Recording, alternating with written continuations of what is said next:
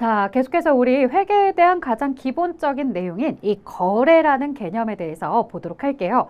자, 회계상 거래가 무엇인지 우리가 식별을 정확하게 할 수 있어야 그 다음 단계인 분계로 넘어가는 거겠죠. 그래서 거래에 대한 내용 한번 볼 건데요. 자, 한전 KDN에서 기출 나온 건데 변형이 좀 되었고요. 여기 다음 중 회계상 거래에 해당하지 않는 것은 무엇이냐라고 했을 때 이걸 이렇게 푸시면 곤란해요.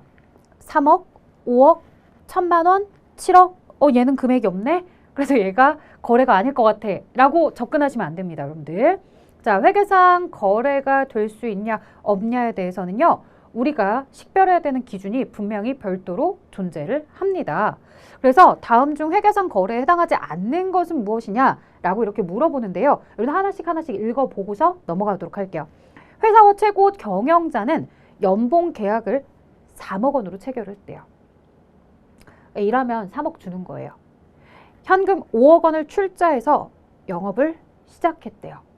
그럼 회사에 돈이 들어오는 거고요. 회사가 시작이 되니까 자본이나 이런 내용에 대해서 뭔가 떠오르셔야 돼요. 거래처의 파산으로 인해서 매출 채권 1,000만 원을 못 받게 되었대요. 실제로 이런 경우들은 돈이 들어오는 건 아니죠. 그렇다고 현금이 유출되는 것도 아니에요. 자, 주주로부터 토지와 건물 7억 원을 출자받고 주식을 발행했대요. 뭔가 이런 경우들은 현금 거래는 아닌데 토지나 건물도 있고 주식도 있다. 자, 그 다음 창고에 화재가 발생해서 보관 중인 상품이 전액 화재로 전소되었다 라고 되어 있네요.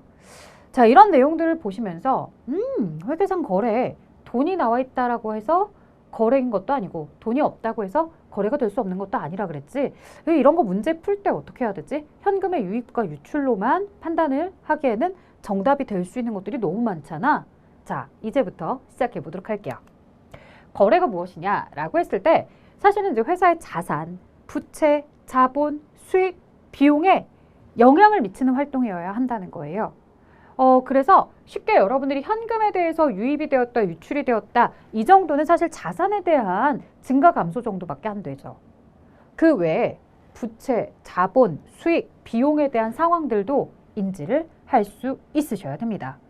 자, 이런 회계상 거래가 되기 위해서는 재화 또는 화폐의 이동이 이루어져야 된다 라고 써져 있습니다. 이런 이동에 대한 개념은요, 단순하게 장소의 이동뿐만 아니라 소유권의 이동까지도 같이 와야 돼요.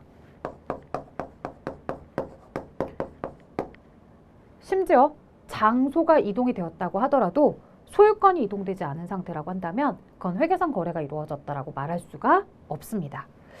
이렇게 들으면 점점 더 어려워져요. 그래서 아예 그냥 심플하게 갈게요. 회계상 거래가 되려면 물건이 움직이거나 돈이 움직여야 된다. 일단 이렇게 틀을 잡아두세요. 그리고 나서 그 틀에서 벗어나는 건 별도로 하나씩 조금 더 기억해 나가도록 합시다. 물건이나 돈이 움직여야 된다. 자, 우리가 이렇게 회계상 거래에 대해서 따로 배워야 되는 이유가 뭐냐라고 한다면 바로 이 부분 때문입니다. 일상생활에서 우리가 이야기하는 거래라는 개념과 회계에서 우리가 말하는 거래라는 개념이 서로 완벽하게 일치했다면 사실 회계상 거래를 별도로 배울 필요가 없죠. 왜? 우리가 기존에 알고 있던 게 그냥 회계상 거래야 라고 하는데 근데 회계상 거래의 기준이 이렇게 정해져 있다 보니 회계에서의 거래라고 표현하는 것과 우리가 일상생활에서 받아들이는 거래가 조금은 다르더라는 거예요. 제가 이런 내용들을 가지고서 뭐 자격증이나 오프라인 수업을 할 때 많이들 이야기하는 게 뭐냐면 예를 들어서 뭐 회계에 대해서 내가 이런 공부를 통해 나중에 자격증 취득을 하든 아니면 취업에 성공을 하든 공기업 취업에 성공을 했다라고 했을 때 이렇게 성공한 이후에 나에게 누군가가 서울에 있는 1억짜리 집을 주기로 약속을 했다. 우리 엄마랑 나랑 이런 거래를 했다라고 하는 거예요. 엄마, 나 이번에 취업 성공하면 나에게 서울에 있는 1억짜리 집을 주세요. 엄마가 알았다. 서울에 있는 1억짜리 집 하나 사서 줄게. 뭐 이렇게 약속을 했대요. 근데 약속을 했는데 이걸 가지고 회계상 거래라고 볼 수 있느냐 없느냐라고 하는 거죠. 자, 회계상 거래가 될 수 있다 없다 라고 했을 때 대부분은 알 거예요. 거래가 될 수 없다라고. 왜 거래가 될 수 없죠? 서울에 1억짜리 집이 없어서 그런 거예요? 라고 물어보시는데 그건 아니고요. 회계상 거래가 되려면 물건이 움직이든지 돈이 움직이라 그랬잖아요. 근데 지금 엄마랑 나랑 약속만 한 거지. 엄마 새끼손가락 빨리 걸어요. 약속해요. 라고 해서 약속만 한 거지. 돈이 진짜로 오고 가거나 물건이 오고 간 건 아니라는 거예요. 그러면 저 교수님 저는요 계약서도 쓸 거예요. 저에게 꼭 주기로 약속했다. 뭐 1억 원짜리 고가의 자동차를 나에게 사주기로 약속합시다. 엄마 빨리 여기 도장 찍어요. 라고 해서 도장 찍었대요. 자, 이렇게 계약서를 남겼다고 한다면 그건 회계상 거래일까요? 아니요. 회계상 거래가 되려면 계약서에 도장만 찍는 걸로는 회계상 거래라고 할 수 없어요. 분명히 나는 그렇게 얘기하겠죠. 아빠, 내가 엄마랑 거래했잖아. 나 이번에 취업 성공하면 엄마가 나한테 1억짜리 차 뽑아준대. 나 거래했어. 라고 하는데 사실 아버지 입장에서는 받아들일 수 없어. 이런 내용들을 왜 회계상 거래라고 받아들일 수 없는 거냐라고 했을 때 그러한 약속하는 행위가 그러한 계약이나 이런 행위들이 사실은 서로 간에 물건이 오고 간 게 없기 때문에 자산의 변화가 없었고요. 화폐, 돈에 대한 변화도 없었죠. 자, 그렇다고 엄마가 나에게 줄 의무가 발생한 거냐? 엄마가 줄 의무가 발생하려면 내가 합격을 한 상태여야 합니다. 근데 나 아직 합격한 상태가 아니거든요. 그러다 보니까 서로에게 의무나 이런 것들도 없죠. 자, 그렇다고 해서 뭐 수익을 벌어들이는 활동도 아니었고 지출이 되는 비용의 활동도 아니었어요. 그래서 이런 단순한 약속, 계약하는 행위. 자, 그 다음에 이런 것도 있죠. 거래처가 전화합니다. 박 사장, 내일 지나가다가 물건 좀 가져가고 싶은데 물건 혹시 300개 정도 주문되나? 라고 하는 거죠. 그래서 예, 김 사장님 주문돼요. 내일 오시면 됩니다. 이렇게 얘기했어요. 자, 그리고 나서 이제 장부를 작성하실 때 내일 박 사장님이 300개를 가져가기로 했음. 거래가 됨. 그것을 회계에 전표했다 처리해야 됨. 이게 될까요? 그렇지 않아요. 왜? 박 사장님 아직 우리 회사에 오지도 않았고요. 그 다음에 물건이 나가지 않았겠죠. 당연히 오지 않았으니까. 그렇다고 해서 돈이라도 줬으면 몰라. 돈이 아직 온 것도 아니야. 저 박 사장님 김 사장님 그럼 내일 돈은요? 라고 했더니 돈은 한 달 뒤에 줄게. 뭐 이렇게 얘기할 수도 있고요. 내일 물건 찾아가면서 줄게. 이렇게 얘기할 수도 있어요. 그러니 단순한 전화 주문을 받았다라고 했을 때, 주문 전화를 받았다고 했을 때 이걸 회계상 거래라고 보기는 어렵다라는 거예요. 아직 우리 회사의 자산, 부채, 자본, 수익, 비용의 변화는 아직 없는 상태예요.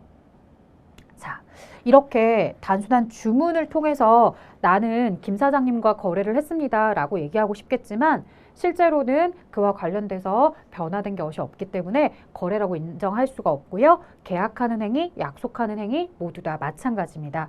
이렇게 일상생활에서는 거래라고 표현을 하고 있었던 행위들이 회계에서는 거래가 아니더라는 거죠. 자, 담보로 맡길 때 이때 좀 헷갈려 하시더라고요. 내가 만약에 담보로 건물을 맡겼어요. 그리고 나서 은행에서 3억을 대출받았어요. 그럼 이제 여기서부터 얘기를 하죠. 자산이 증가했잖아요. 3억 들어왔으니까. 혹시 빚이라 그래요? 그럼 부채도 증가한 거잖아요. 라고 얘기해요. 맞아요, 여러분들. 건물을 담보로 맡기고 돈을 빌려오면 차변에 현금 3억, 대변에 차입금 3억 이렇게 회계 처리도 돼요. 분개가 되네요. 그럼 담보는 회계상 거래가 될 수 있다고 얘기해야 되는 거 아니에요? 여기에 있어야 되는데 잘못 간 거 아니에요? 라고 하실 수 있는데 그렇지 않습니다, 여러분들. 담보라는 건요, 여러분들. 내가 여기서 이야기하고 싶은 건 바로 빌려온 돈에 대한 것이 아니라 담보로 맡긴 저 물건, 건물 얘기하고 싶은 거예요. 건물은 내가 담보로 맡기고서 돈을 빌려왔다라고 했을 때 이 건물 저쪽 은행 거예요? 아니에요. 아직도 내 거예요. 돈을 빌리기 전에도 내 거였고요. 돈을 빌려서도 내 거예요. 이거 언제까지 내 거냐고요? 계속 내 거 될 수 있어요. 돈을 정상적으로 갚으면. 언제 제 거 되냐고요? 내가 돈을 못 갚으면. 근데 아직 못 갚은 상황 아니잖아요. 지금 나는 빌려오기만 한 상황이잖아요. 자, 이처럼 제가 얘기하고 싶었던 건 차변의 현금, 대변의 차입금을 얘기하고 싶었던 게 아니라 그 담보로 맡긴 건물, 그 건물이 회계 처리에 등장하느냐예요. 안 나오죠. 네, 담보는 회계상 거래가 아니기 때문에. 자, 제가 아까 앞에서 물리적 이동만 있어서는 안 됩니다 라고 했죠. 만약에 저쪽에 내 자회사에서 물건이 생산이 되었는데 지금 현재 이 생산된 물건을 보관할 창고가 부족하대요. 그래서 우리 회사에 잠시 물건을 보관해 달래요. 좋아요. 보관해 줄게요. 가지고 오세요. 보관해 주면서 이 물건이 나한테 들어왔으니까 이걸 내 거야. 내가 마음대로 막 뜯어서 쓸 수 있어요? 그건 아니죠, 여러분들. 단순하게 보관만 해주는 상태예요. 그 물건을 내가 실제로 구매한 건 아니라고요. 이렇게 보관에 대한 행위만을 가지고서는 회계상 거래라고 할 수 없다는 거죠. 자, 채용하는 거. 실제로 여러분들이 시험에서 조금 더 자주 만나는 건 채용이겠죠. 담보나 보관은 이해하기가 조금 어려워서 별표를 잠깐 쳤었던 거고, 실제로는 앞에서 여러분들이 보셨던 것처럼 채용. 자, 경영자를 연봉 3억을 주기로 하고 채용을 하다. 직원에 대해서 연봉 4,800을 제공하기로 하고서 채용하다. 그 사람 채용을 했잖아요. 근데 아직 노동을 행하지는 않았거든요. 아직 일을 행하지 않았기 때문에 회사 입장에서는 그 친구에게 월급을 줄 의무가 없어요. 자, 그래서 단순하게 사람만 뽑아놓은 상태. 이 상태는 아직 회사도 이 사람으로부터 노동력을 제공받은 것이 없기 때문에 이 사람도 이 회사로부터 급여를 받아갈 것이 없더라. 이렇게 단순하게 사람만 뽑아놓은 상태는 회계상 거래라고 볼 수 없다더라. 이렇게 얘기해 주는 겁니다. 자, 반대의 경우도 있더라고요. 일상생활에서는 거래라고 이야기를 했었는데 회계상 거래라고 하지 않는 것들 뭐가 있느냐? 자, 회계상 거래라고 하고 있는 것들. 일상생활에선 거래라고 하지 않았어요. 우리가 가지고 있던 회사 물건이 홍수로 인해서 모두 다 물에 젖어버린 거예요. 침수된 거죠. 그럼 여러분들 만약에 내 창고에 있는 물건인데 전자기기예요. 전자기기나 아니면 가정용품 전자제품인데 뭐 에어프라이기 이런 거라고 생각해 보세요. 그것을 창고에다가 잔뜩 쌓아놓고 있었어요. 근데 비가 엄청 쏟아졌어요. 엄청 쏟아지더니 얘들이 다 흠뻑 젖은 거야. 내가 이걸 팔아요, 못 팔아요? 여러분들 잘못 팔면 이렇게 쇠고랑 찰 수도 있어요. 왜? 이거 잘못된 물건인데 이거 나중에 내가 하자 있어서 물어주다가 AS 해주다가 나 파산할 수도 있는 거고요. 그래서 홍수가 나는 물건들은 사실은 그대로 다 폐기 처분해버리게 되죠. 그러면 나는 실제로 물과 거래한 건 아니에요. 물과 거래한 건 아니지만 이런 홍수로 인해서 어쨌든 내 재산에 감소가 발생을 한 거죠. 내 상품이라는 재고 자산에 감소가 발생했다고요.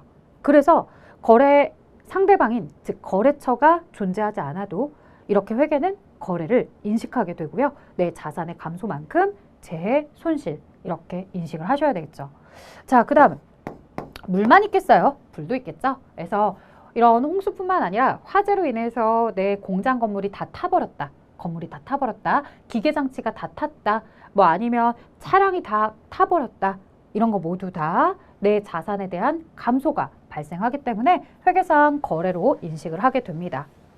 자, 사실 저희 시험은 회계 처리를 막 집중적으로 시키진 않아요. 그래서 여러분들이 자격증 시험을 가지고서 공기업을 준비하지 않으시고 그냥 직접적으로 저희 공기업 회계학을 들으시는 거잖아요. 자격증 시험들 전산회계나 전산세무, ERP 시험 이런 거 가면요. 이제 차변에 뭐가 있어요, 대변에 뭐가 있어요. 이렇게 회계 처리에 대해서 자주 언급을 해요. 특히 전산 쪽 시험, 전산회계, 전산세무. 왜냐면 그쪽은 정말로 회계 처리를 진행하셔야 되거든요. 근데 공기업 회계학은 그냥 객관식으로 주어지는 문제이다 보니까 회계 처리에 대해서 뚜렷하게 다 알지 못한다 하더라도 흐름 정도만 아시면 돼요. 그래서 사실은 그냥 넘어가려고 했는데 그래도 또 아는 내용이라고 알려드리고 싶었어요. 홍수나 화재 같은 경우는 여러분이 나중에 혹시라도 자격증 시험을 또 보시는 경우가 있다고 한다면 혹시 동시에 진행하고 계시다고 한다면 기억해 두세요. 얘들은 재해 손실이다. 이렇게 불러요. 자, 이런 홍수나 화재뿐만 아니라 도둑이 물건을 가져가 버렸다. 왜 가끔 나오잖아요. 뭐 창고에 있었던 몇억 원어치의 재산상 피해가 있었습니다. 바로 김모 씨가 이 물건들을 모두 다 훔쳐가서 팔았기 때문입니다. 라고 해서 이제 나오고 있죠. 이런 걸 통해서 내 자산이 감소가 있고요. 분실을 통해서도 마찬가지로 감소가 있죠. 이런 것들은 이제 모두 다 잡손실이다. 이렇게 표현을 해주시면 됩니다. 자, 주문, 계약, 약속, 담보, 보관, 채용 이런 것들은 일상생활에서 거래라고 했지만 회계상 거래가 되지 못하는 것들. 반대로 일상생활에서는 거래라고 하지 않았지만 회계상 이런 자연력에 의해서 홍수나 화재로 인해 내 재산상의 손실이 왔을 때 혹은 도난이나 분실을 통해서 내 자산의 감소가 발생했을 때 회사는 그와 관련해서 회계 처리를 진행하도록 하는 거래 범주로 보고 있다라고 하는 거 기억해 두시면 좋겠습니다. 자, 그러면 이제 정리해 볼게요. 우리 처음 보셨던 내용들인데요. 회계상 거래에 해당하지 않는 것을 골라보세요. 자, 우리 연봉 계약을 3억 원으로 체결했습니다. 라고 해서 약간 채용의 개념과 관련이 있겠죠. 아직 노동을 제공했다는 얘기는 없어요. 현금 5억을 출자해서 영업을 시작했다. 그럼 차변에 현금 5억, 대변에 이 회사의 자본금이 이렇게 생깁니다. 자, 거래처의 파산으로 인해서 매출채권을 못 받게 되었다고요? 매출채권이라는 권리에 대해서 더 이상 회수할 수 없게 되기 때문에 그 권리가 감소하는 부분에 대해서도 이렇게 인식을 해주셔야 되겠고요. 대손 충당금이나 대손 상각비라는 이런 비용 계정으로 인식을 해주시게 됩니다. 자, 주주로부터 토지와 건물 7억 원에 대해서 우리가 출자를 받고서 주식을 발행하였다. 토지나 건물 7억 그리고 주식을 발행하다라고 하면 자본금. 자, 창고에 화재가 발생해서 보관 중인 상품이 전액 화재로 전소되었다. 자, 화재, 회상 거래가 될 수 있다라고 했었어요. 그래서 문장 안에 금액이 보이지 않는다라고 해서 너는 답이 아니야. 넌 거래가 될 수 없어. 이렇게 이야기하시면 곤란하고요. 화재로 전소가 되었다라고 했을 때 상품, 회사가 가지고 있는 상품이고요. 그 다음에 재해 손실. 이렇게 표현을 할 수 있습니다. 자, 회계 처리는 몰라도 상관없어요. 근데 제가 회계 처리를 해드린 건 회계상 거래가 됐다라는 건 이렇게 모두 다 분계로 표현이 가능하다라는 걸 꼭 보여드리고 싶었습니다. 자, 정답은 제일 첫 번째 채용에 대한 상황이었다.